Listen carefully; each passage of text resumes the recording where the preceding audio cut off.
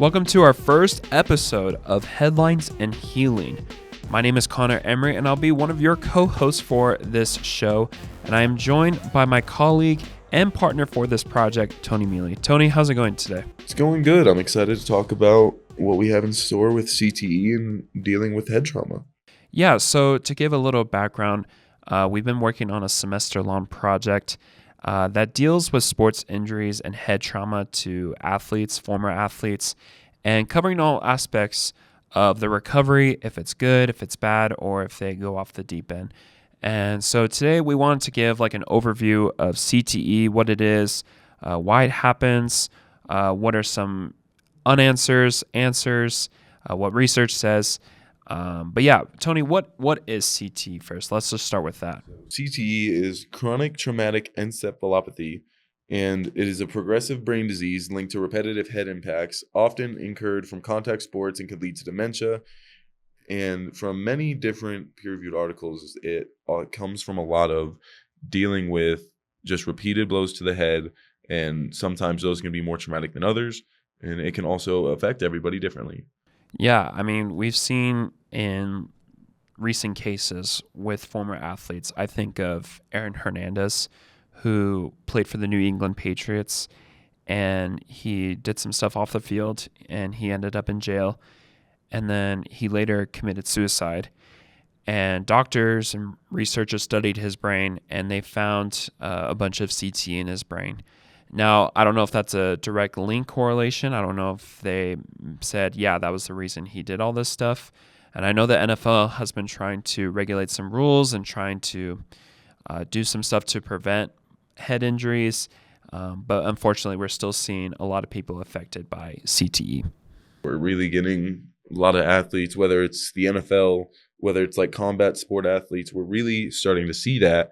The biggest issue is I feel some of it's not being taken as serious as it should be. Now in the recent, I would say last 5 years, that the NFL has really taken a big step towards wanting to find out what they can do or what they can do to make the game safer.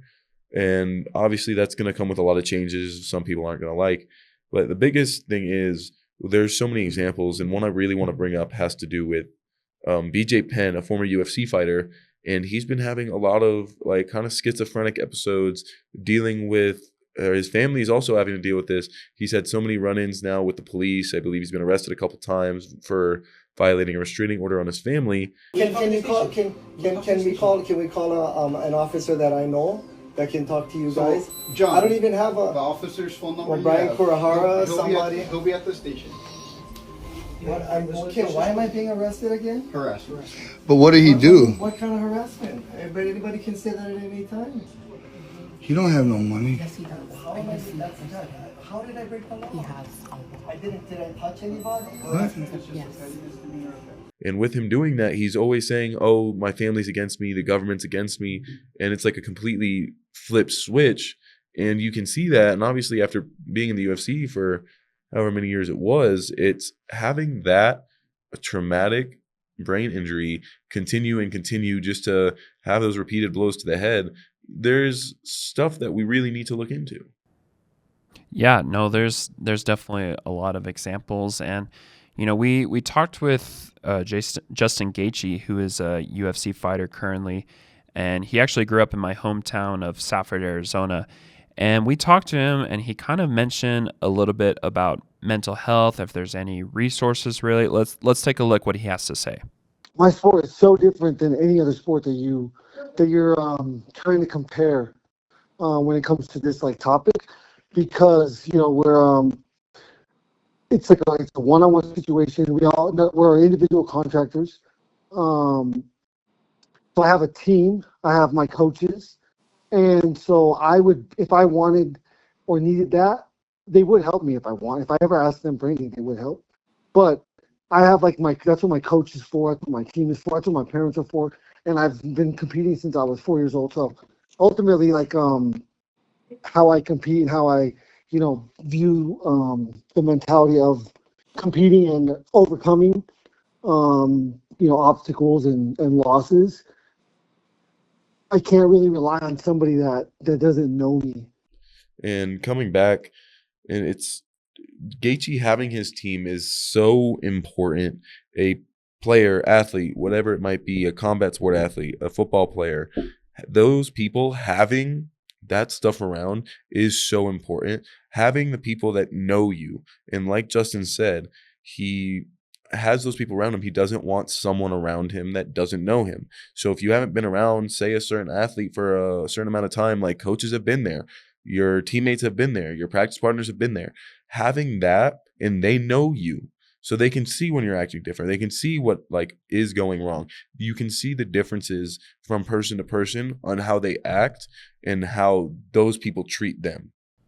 Yeah, personally, I have never gotten a concussion or really had a significant injury when playing sports. I mean, I grew up playing basketball. I ran cross country and track in middle school, and I love to play sports in general. But I have never like received a blow to the head or got banged up really much. But Justin Gaethje, like he's a well-known figure in Safford. There's even a mural painted in downtown, and everyone looks up to him. He still visits the town regularly. And, just to have that support, I would say, has helped him in the long run, because he's getting up there in age. And I know that has suffered a lot. He talked about also like being dropped off in Greeley, Colorado, just for college, and he didn't really have much. And so now he constantly gets hit in the head when entering in the ring, and it's really just for all athletes too. It's just you want to be there for them, you want to support them, but sometimes it's really significant.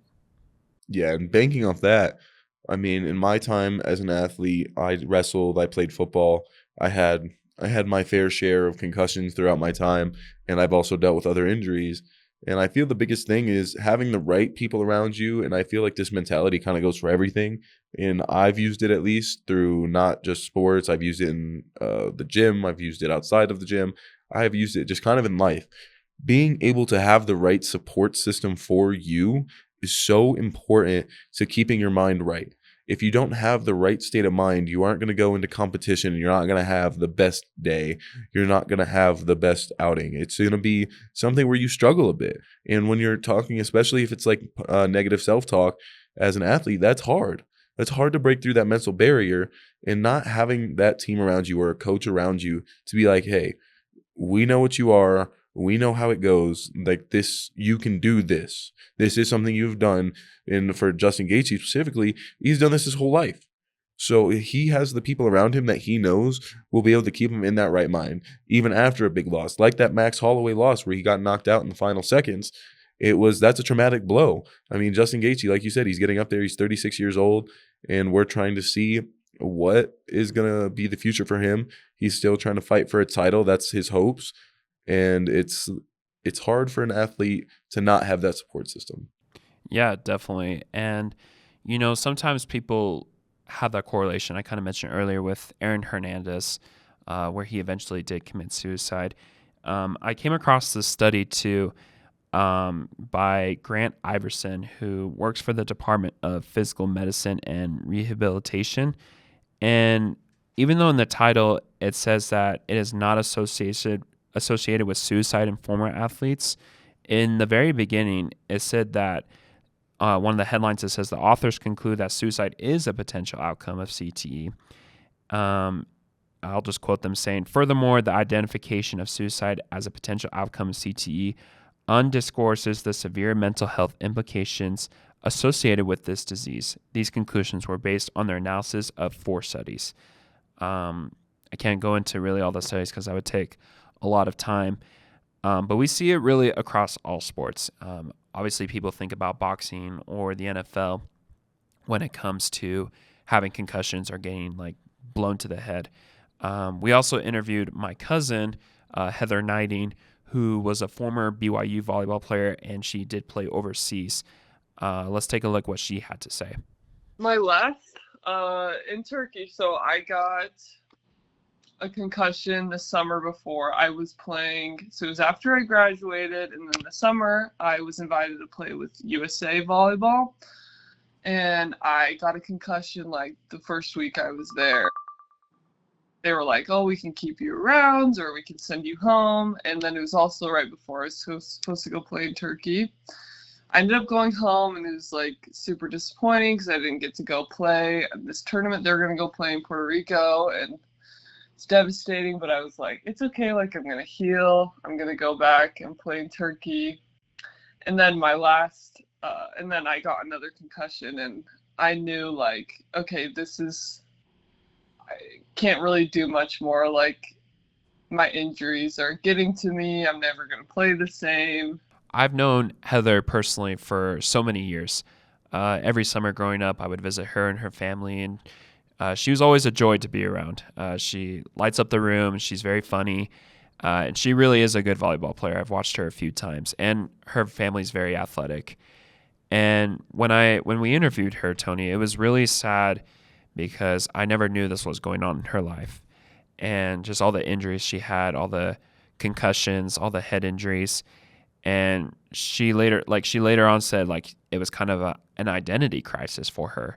Now she's married, she has a kid, but still it leaves a lasting impact for these athletes.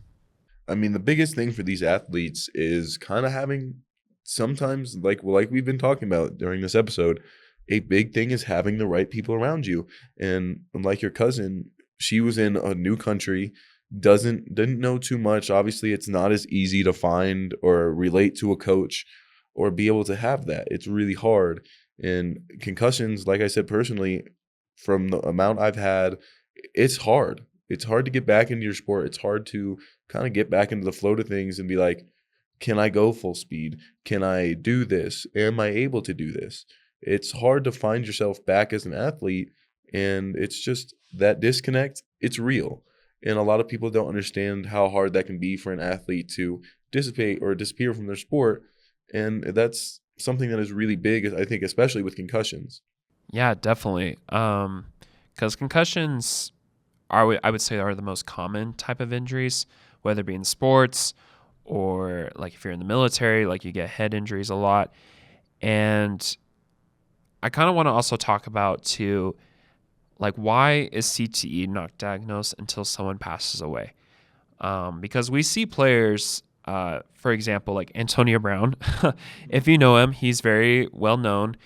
He played for the Pittsburgh Steelers, and then he got a big blow to the head by a Cincinnati Bengals player during the playoffs, and he wasn't really the same after that. And now he's retired, and if you look on his Twitter, he makes crazy tweets, and he does crazy things, running to the police, saying weird stuff. And people are like, well, he definitely has CTE, but we can't officially know that because we have to wait until he passes away until doctors and researchers can test out his brain. I mean, it's a really vague world out there, I would have to say right now for CTE. And I have this article pulled up here it's called Characterizing White Matter and Vascular Pathologies in Brain Donors Exposed to Repetitive Head Impacts. And here there's a ton of authors in here, just for that fact to be put out there. It's from the National Library of Medicine. And in the introduction, they talk about CTE and how it is a progressive brain disease associated with repetitive head impacts. So, and it says, it's perfect that you just mentioned that, often incurred during contact and collision sports, military service, interpersonal violence, and other sources. But it can only be diagnosed post-mortem and is characterized by the aggregation of phosphorylated tau proteins in neurons around small blood vessels at the depths of the cortical sulci. And elucidating the specific clinical correlates of CTE is an area of ongoing investigation. So that right there, that's a big point that they're getting at. It's certain things that they can't read while they are alive. And I believe we also had an interview with my aunt, Dr. Laura Miele, which leads perfectly into this. I think it has something to do they can only see because I think I'm trying to remember if it's the hypothalamus or something, that the size is different or something changes in the brain, and they can't see it through imaging yet. And I think they can only see it afterwards. Okay. Now they can have an idea that they could diagnose it based on symptoms, right? Because some people tend to get aggressive, some people have like short-term memory loss, but there's a lot of aggression behind it. And then I think it gets convoluted with a lot of other different things, right? If people have dementia and they start to get frustrated if they don't remember things like that. So they can't necessarily pinpoint it, but they're getting better with being able to diagnose it before someone's dead. Yeah, the really interesting thing with your Aunt Tony is that she is kind of well known for her profession. She has a lot of published works, and she was a former athlete herself. And she doesn't even know the full answer to why CTE is diagnosed until someone dies.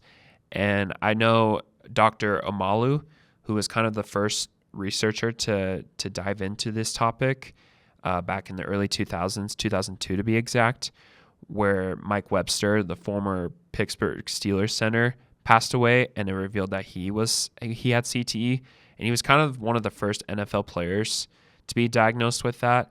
And so ever since then, it's become more of a worry and also more of a heavy topic for, especially in the NFL. This topic, it's been, like I believe we said earlier, it has, over the last few years, has been picking up so much. And I'm reading in another peer-reviewed article here about CTE criteria for neuropathological diagnosis in relationship to repetitive head impacts. And over the last 17 years, it has been a remarkable increase in scientific research concerning CTE. So it's good that we are seeing this, and now we're seeing this trend because there's so much around it. Like we've seen memory loss, dementia, all dealing with these big things. And like they're also the aggression, the things that can change a person, and it can only be read after they pass away. And it's through certain checkpoints that they can be like, all right, this is swollen. They have this certain protein and they can see that. It's so crazy to me that how advanced we are in the medical world and where we have came from, that this is how far we've gotten, and we still can't, besides from symptoms, diagnose CTE while the person is alive. Yeah, it really is interesting because these players put their lives at risk. And at the same time, they got to make a money. They got to make a benefit for themselves, their family, their loved ones. And so they'll put their lives at risk in order just to get a paycheck. I know some players get super high contracts, but because of injuries, really it can set them back and they won't get that money just because, part of it is they need to be able to play. One player that I really found fascinating, his name is Myron Rolle, and he was a former NFL player, played for the Tennessee Titans and the Pittsburgh Steelers as well in the early 2010s. He retired in 2013, and he decided to go back to school at Florida State and become a neurosurgeon because he had experienced so many head injuries himself. And to me, it's really remarkable that an NFL player like this is researching topic that's something he personally experienced for himself. Yeah, no, I couldn't agree more with that. It's, like you said, remarkable to see an athlete of obviously such caliber to play at the level he did, play for multiple NFL teams, and be like, this is what I want to do. I want to be able to research what's going on with our bodies. We all know stuff like this is happening, and they are now able to see that. We are able to move forward and deal with CTE head on and not have to worry about anything else. We can see the outside factors. We can see the external factors. But when are we going to be able to make sure that we can diagnose somebody while they're still alive, and what are we going to be able to do about it? I think this is a good stopping point for our first episode, Tony, but this was really fun to do, and I'm looking forward to the rest of our project, how it turns out. Don't forget to tune in our websites, both Tony and I's, as we talk with former and current athletes and how they battle back through injury, both physically, mentally, emotionally, whether it has a good or bad lasting impact for them. As always, for Tony Miele, my name is Connor Emery, and we'll catch you on the next episode of Headlines and Healing.